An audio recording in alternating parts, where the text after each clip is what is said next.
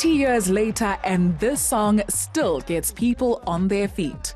In 1998, the combination of a classically trained former Drakensberg Boys Choir member and two partners with a Kwaito and rap background took South Africa and the world by storm with their first full album, Halloween.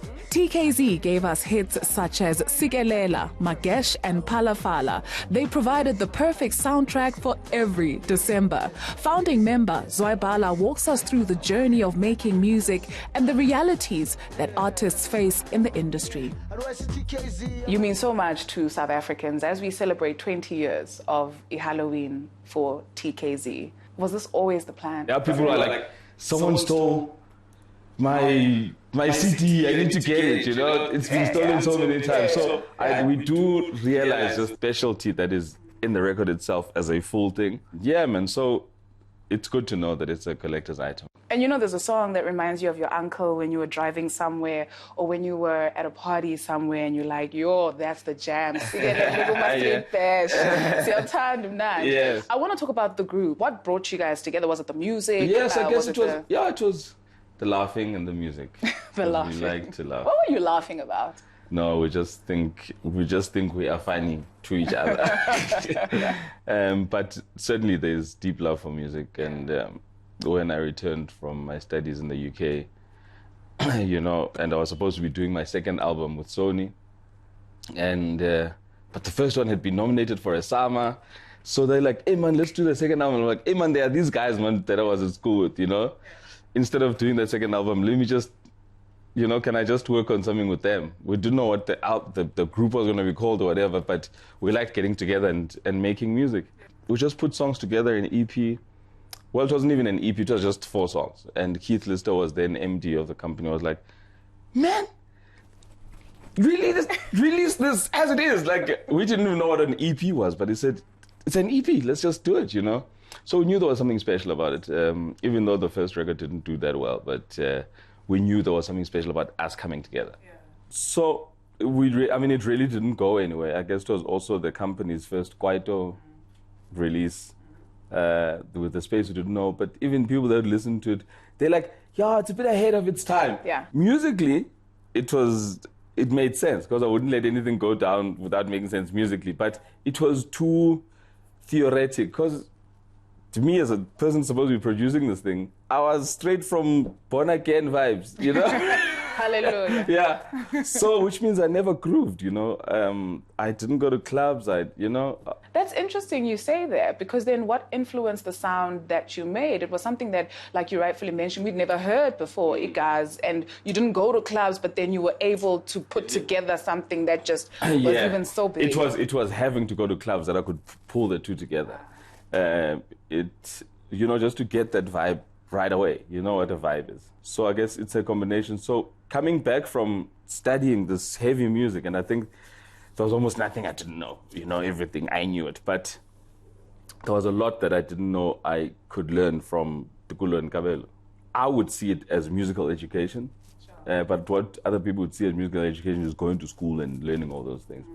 But being able to analyze what they're doing, like, yazi man boy, yazi how, so I'm like analyzing, okay, this guy is here, you know, and being able to take that and document it, you know, so it comes down exactly like they feeling it more than even how they're doing it. Yeah. So it takes a while, but there's a lot that is amongst us that, you know, we can use. And that feeling transcended and translated in the music that you produce. You know, when you hear Zuzu, you know it's about to be on. It was like, this was just, and it was so simple, and it's not, you know, when they say less is more, it just fell in place, you know, like it was just so beautiful. Like we hadn't even mastered it.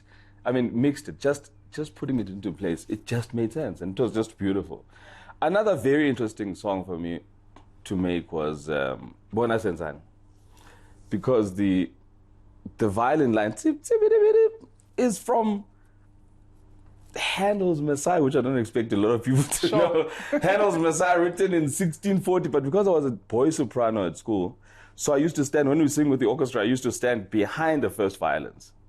So I remember some of the main lines that the violins used to play, even though the song was about the soloist, and that was the first subject, this was the second subject, but then I took what was the second subject being played by the second violins and made it the first, the main thing on our songs. And it was like different times, but I've always thought, I'm going to work with that one day. The day it came together in studio, it was like, and then the guys jump on it. And you know, an idea can come from whoever, but once we've done it together, it becomes that thing. It doesn't become that idea. It just becomes the TKZee song. So I may start something, but I don't know how it's going to come out at the end. You know, but it's just beautiful it was beautiful to know that you can throw anything at the guys and they will just go in and give it what it needs and what they feel. Hence, I've never been quite comfortable with being called kwaito or a genre. But what I've come to define it as is just it's pop culture. Because even R&B today doesn't sound the same as the R&B of the 90s and of the OJs and so on. So I guess it represents that time. But we just made music. In retrospect, people will say, you know, I wish I knew this or I wish I knew that. But before we get to the lessons that you have learned, what was the industry like at the time?